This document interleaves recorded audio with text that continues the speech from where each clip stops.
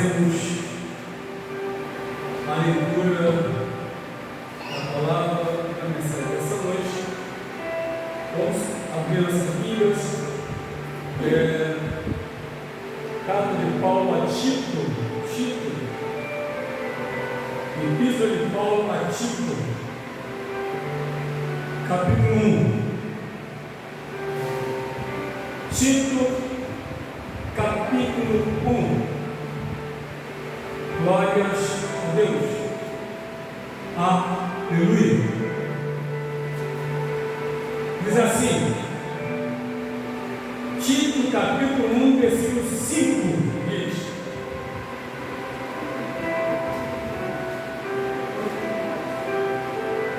por esta causa te deixei em Creta, para que pusesses em boa ordem as coisas que ainda restam, e de cidade em cidade estabelecesses presbíteros, como já te mandei.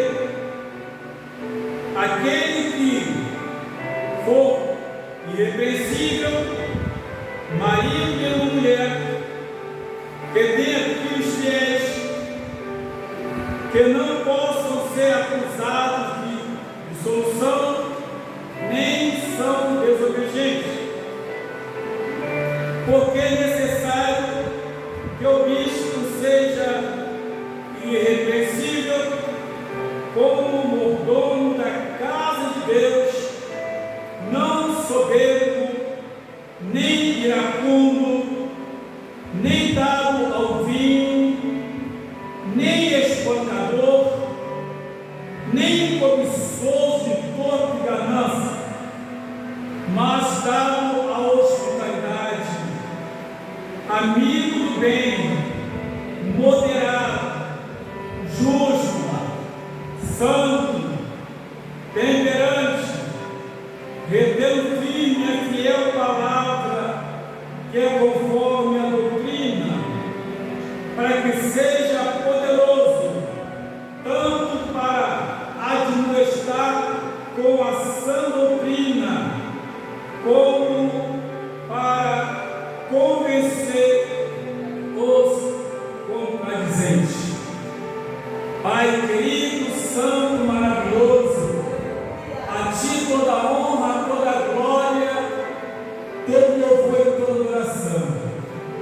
Senhor da glória, ser servido a falar conosco, em nome do Senhor Jesus, que vive e reina para todo sempre. Amém.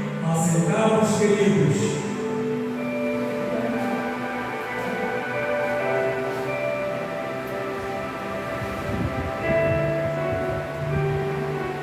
Meus amados, eu quero falar nesta noite sobre a preocupação da obra de Deus. E aqui fala sobre qualificações dos presbíteros ou bispos, que é a mesma coisa. Bispo, presbítero é a mesma coisa. E aqui, uma carta que foi escrita ao obreiro Tito, com algumas recomendações básicas. Inclusive, essa carta, pela Escritura, o livro, essa carta foi escrita entre 63 e 65 anos depois de Cristo, mas foi escrita após a segunda prisão do apóstolo Paulo.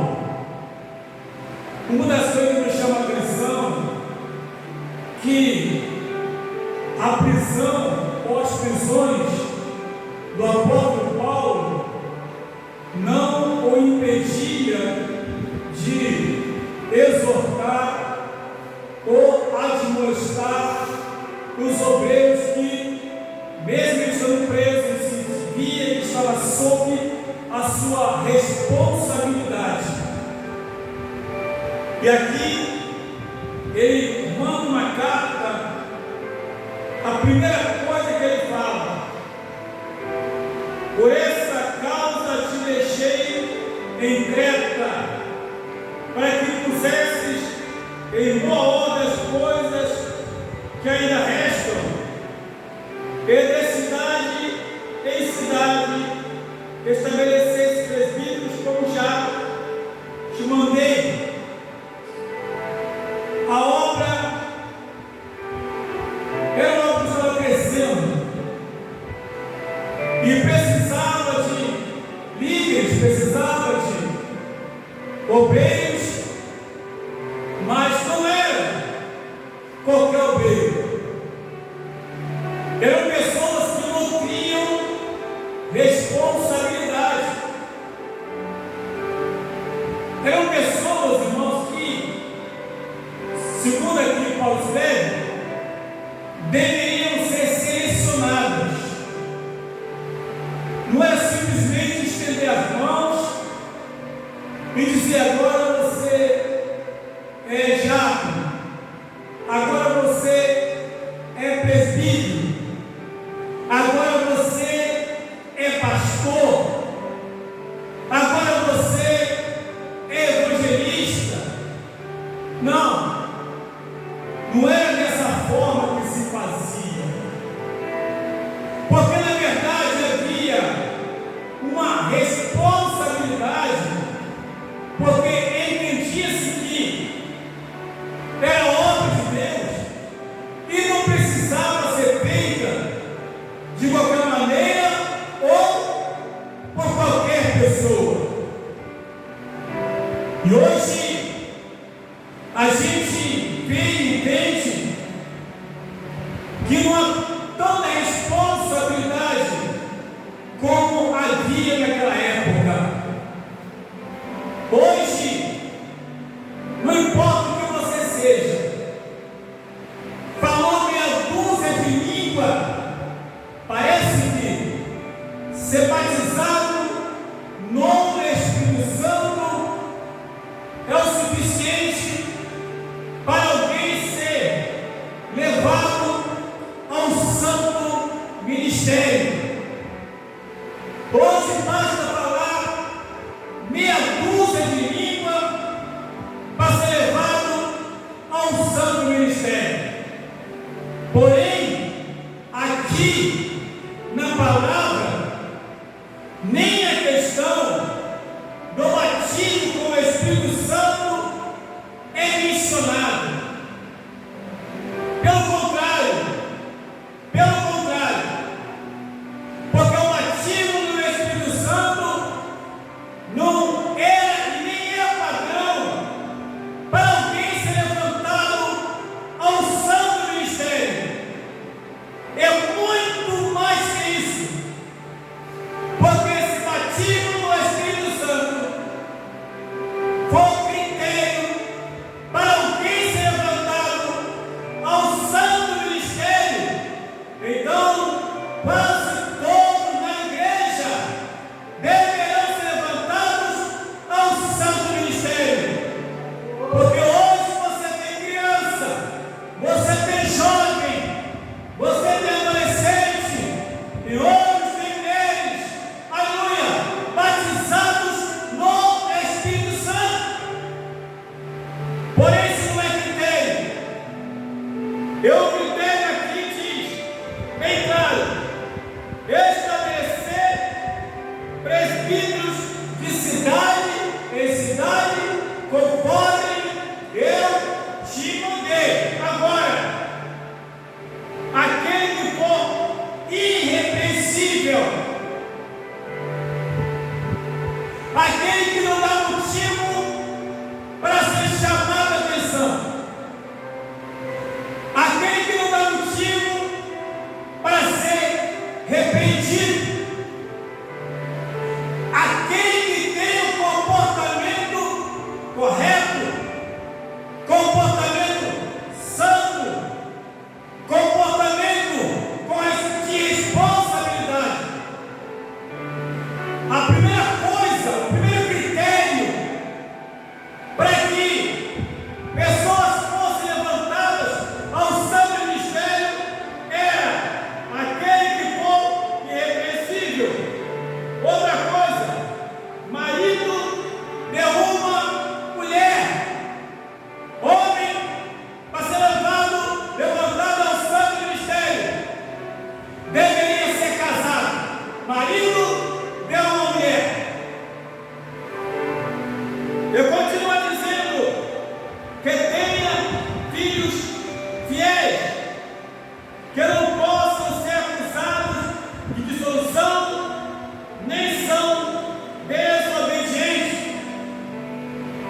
E aqui é o primeiro esboço de como deve ser visto, como deve ser a pessoa a ser levada ao santo ministério, até porque não é obra de Deus, é obra, não é obra de homem, é obra de Deus. E sendo obra de Deus, a pessoa tem que ter uma vida nesse calibre. Mas, porque é necessário que o bispo seja irrepreensível, como mordomo da casa de Deus. Mordomo, mordomia, é cuidar daquilo que será posto sobre a responsabilidade de uma pessoa. Ou seja, como mordomo da casa de Deus, aquele que vai cuidar realmente da casa de Deus, conforme a vontade de Deus, conforme o querer de Deus, conforme está na palavra de Deus. Não tem jeito. Não é pela vontade humana, não é pelo querer humano, não é para simplesmente uma administração humana, pelo contrário, mas totalmente por uma administração eclesiástica ou pedagogia pastoral. Pessoa realmente precisa preparado, porque naquele dia haverá prestação de contas. Não soberbo. Soberbo é aquela pessoa nariz em pé, aquela pessoa altiva, aquela pessoa que se acha,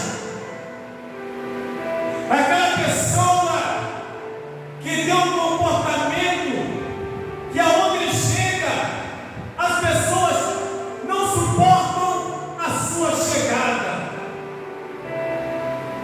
Pela soberba, pela presunção, pela altivez, pelo orgulho. E uma pessoa a ser levantada ao santo ministério, não pode ser soberbo, mas tem que ser uma pessoa simples, uma pessoa onde você se dá prazer estar perto dela, em conversar com ela, em dialogar com ela, em aprender com ela. Oh, glória! Uma pessoa que consiga te atrair.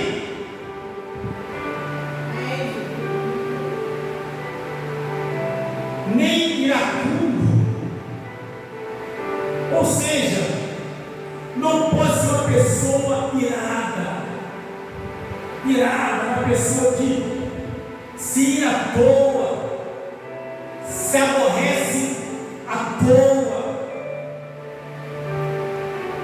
A pessoa pode até, a Bíblia nos fala, irai-vos e não pequeis. Mas essa ira, irai e não pecar, é você se indignar com alguma situação, com alguma coisa, mas não deixar que aquela indignação se torne em raiva e desça o coração, e quando sai, contamina todos que estão à volta. Irai-vos e não pequeis, porque se irar, e essa ira se torna em ódio. Ira aqui é se indignar com alguma coisa que está em desacordo com a palavra de Deus. Mas não deixar que essa forma de não aceitar se torne algo raivoso. Isso é para a pessoa iracunda, uma pessoa que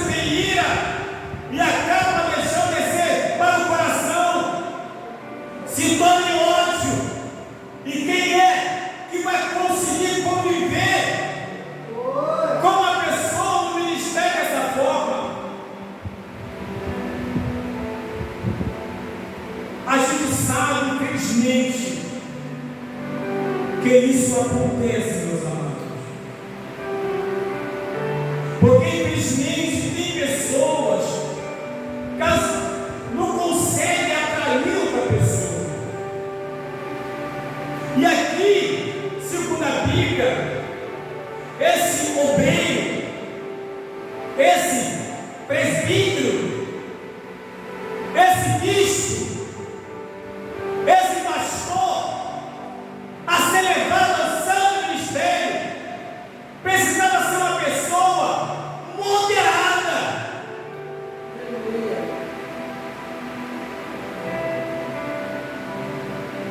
Nem dava ao vinho,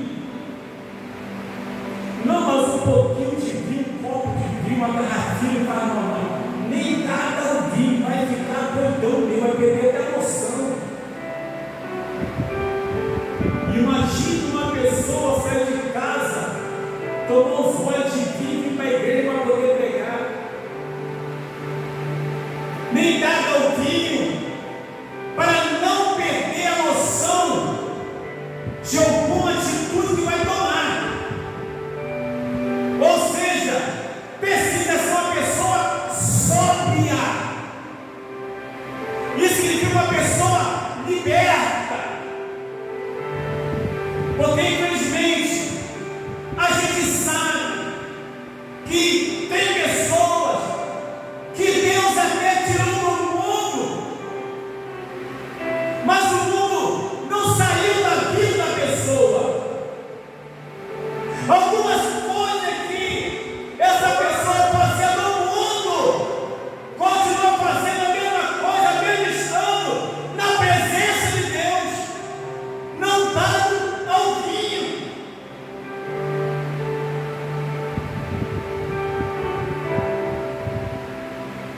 Nem espancador.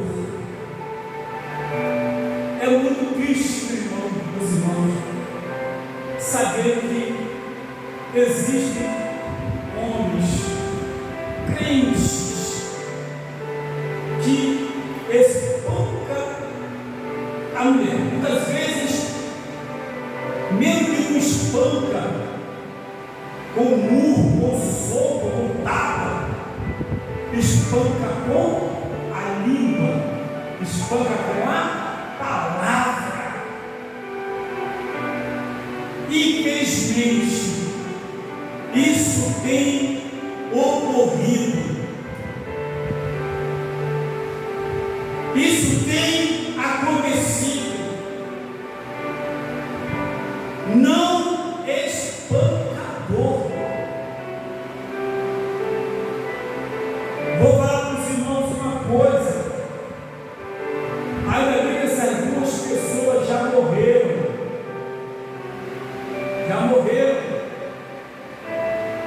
Não vai assistir essa mensagem. Mas, infelizmente, eu tive o desprazer de estar trabalhando, dirigindo uma igreja do Senhor. E quando acabou o culto, no domingo, eu olhei para o lado da porta da igreja, dentro da igreja, mas pela porta, lá dentro da igreja, ainda sem sair da igreja. Fosse lá fora, seria um problema, dentro da igreja. Eu estou vendo dois obreiros discutindo. E eu fui lá para ver o que estava acontecendo. Dois diáconos. E falei, o que está acontecendo com vocês? Ah, pastor, esse irmão aqui, eu o chamei para fazer um trabalho na minha casa de pedreiro. Ele começou a fazer, eu já adiantei, já paguei tudo para ele, e ele não foi terminar o meu serviço. Um era dessa altura, o outro dessa altura. Olha, o dessa altura falou assim, mas também olhou para ele assim, ele tem que ver como ele fala com os outros. Aí o pastor disse, o que você quer? Quer resolver agora? Dentro da igreja. Você vai ter o bagunçador? Ninguém falou para mim, ninguém contou para mim.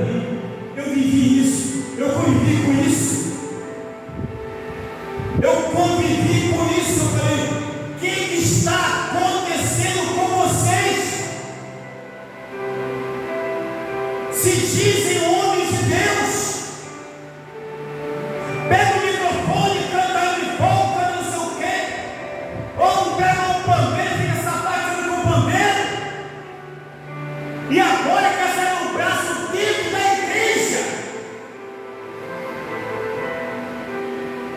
É um dos espancadores, um espancador do Evangelho, dentro da igreja. Por isso essa carta foi escrita para falar para Tito: preste atenção, tome cuidado. Se o sujeito for bravo, for invocado, for brigando, cuidado, não olhe ao ministério, não o consagre ao obreiro, não pode, porque vai escandalizar, e a obra precisa ser o quê? Preservada. Havia realmente que peneirar para saber quais pessoas estavam preparadas para ser levantadas ao santo ministério. Aleluia! Nem cobiçoso de torpe ganância. Hoje tem muito assim. A pessoa começa a cobiçar o que o outro tem. Já passei por isso, mas aqui eu não vou falar não. Que me deixou triste.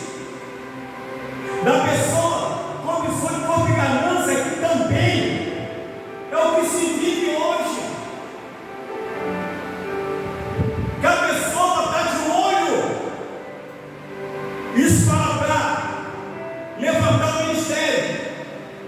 Está de olho, na verdade, no que a ovelha tem, no que a pessoa tem, e cresce o olho.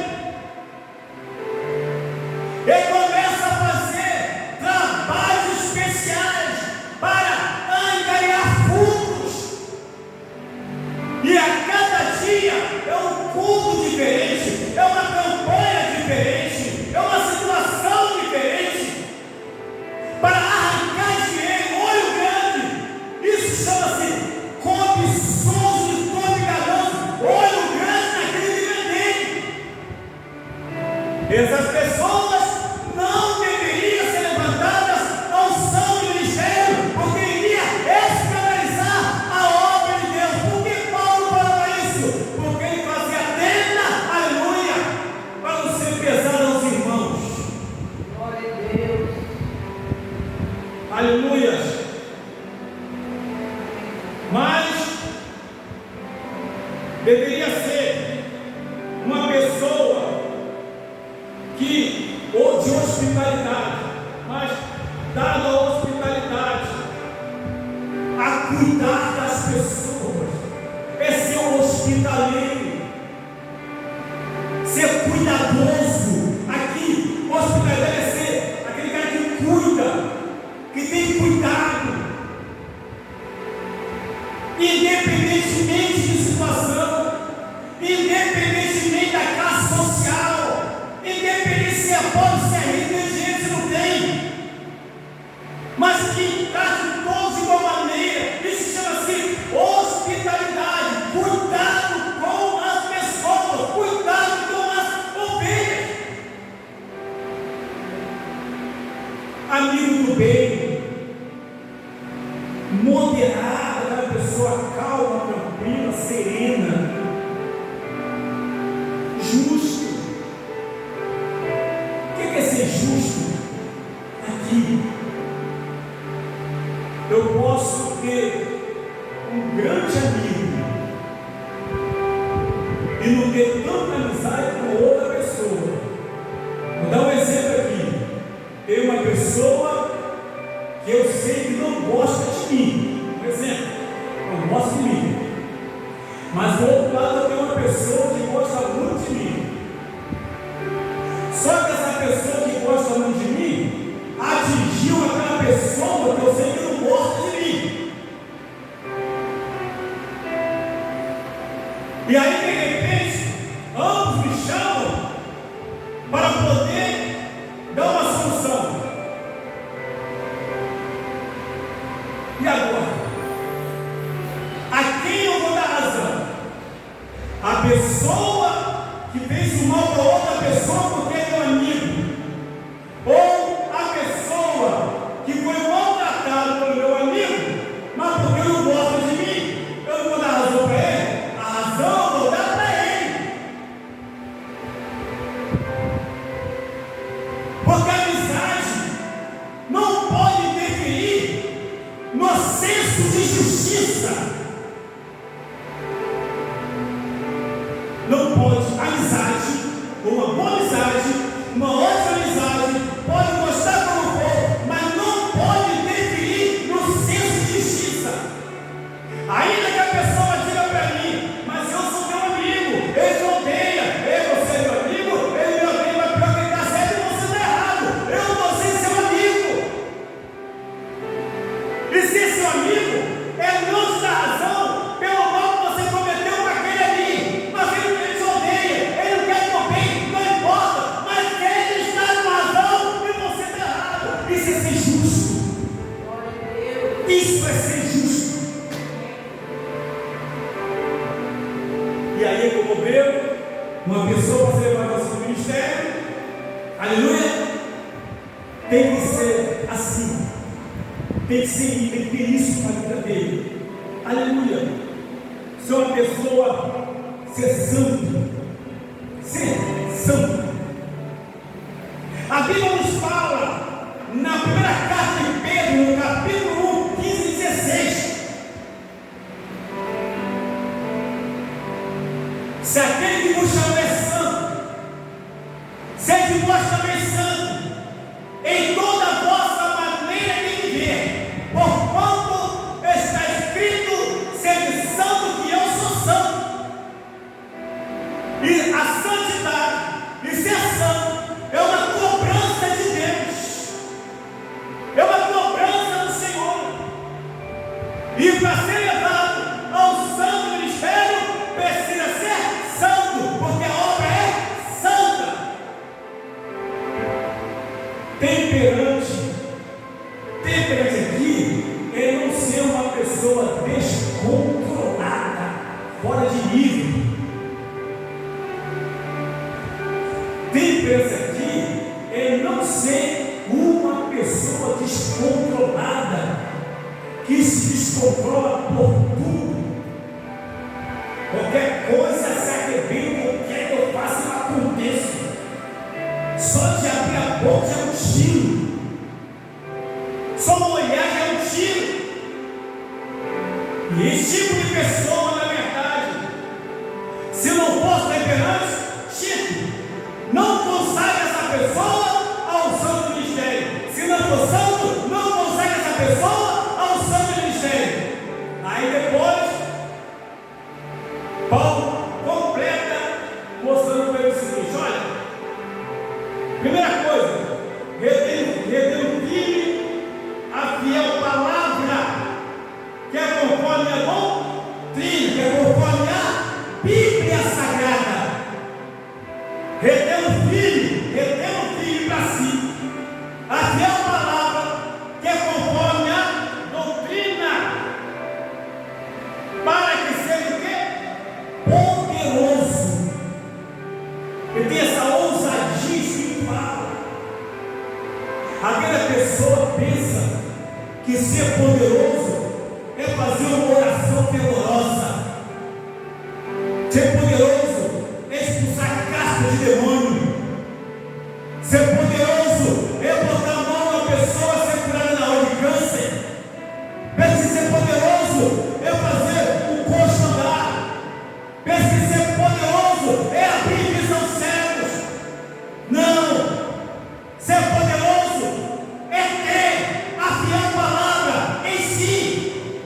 Isso nos dá o quê? Autoridade para repreender. Isso é ser poderoso. E reter o filho, a fiel palavra, que é conforme a doutrina, para que seja poderoso, tanto para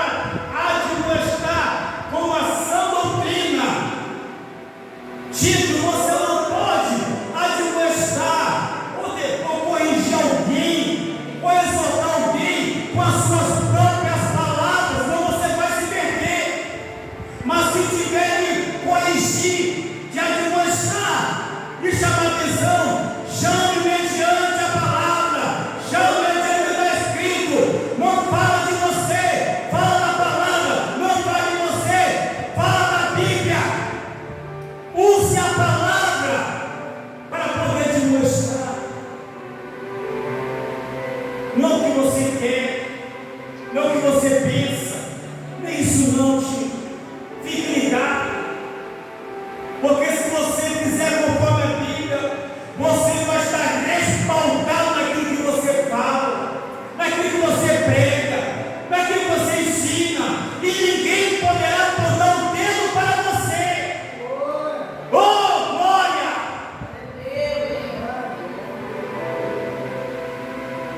Como para convencer os contradizentes. Então, meu irmão, a palavra de Deus é poderosa. É poderosa. Quem tem a palavra tem poder. Quem tem a palavra tem Cristo. Jesus fala isso, não. Está lá, vai várias vezes repetir, que vai escrito João 15,7. João 15,7. Se vós estiveres em mim, se a minha palavra estiver em vós, pedirei tudo que quiser que será feito. Quem tem a palavra tem poder. Quem tem a palavra tem Cristo. Jesus também falou em João 14:21: aquele que tem os meus mandamentos guarda, esse é o que me ama, porque aquele que me ama será amado do meu Pai, e eu também o amarei e me manifestarei a ele. Quem tem a palavra tem poder. Quem tem a palavra tem Deus. Quem tem a palavra tem Cristo. A honra e a glória pertence ao Senhor. Em nome de Jesus, fica de pé para a glória do nome do Senhor. Oh glória! Jesus é bom.